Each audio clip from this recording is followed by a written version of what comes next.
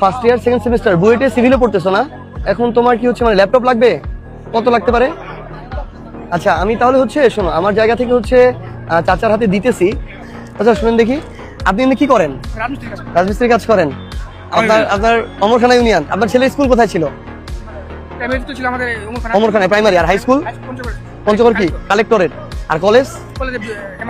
উনি রাজমিস্ত্রি কাজ করে। ছেলের school primary high school college সব পঞ্চগড়ে।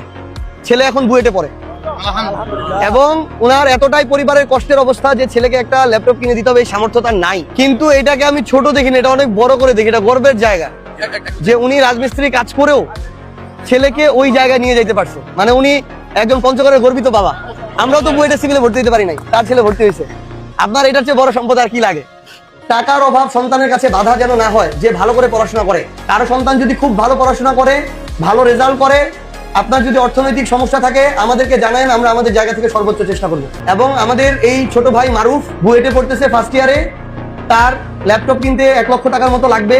আমাদের চাচা এটা নিয়ে অনেক চিন্তিত। আমরা এটা বলতেছি যে আমাদের ছোট ভাই, আমাদের পঞ্চগড়ের মেধাবী সন্তান মারুফের জন্য ল্যাপটপের 1 লক্ষ টাকা না, আগামীতে শিক্ষার জন্য তার যত টাকা খরচ হোক এটার দায়িত্ব আমরা নিচ্ছি ইনশাআল্লাহ।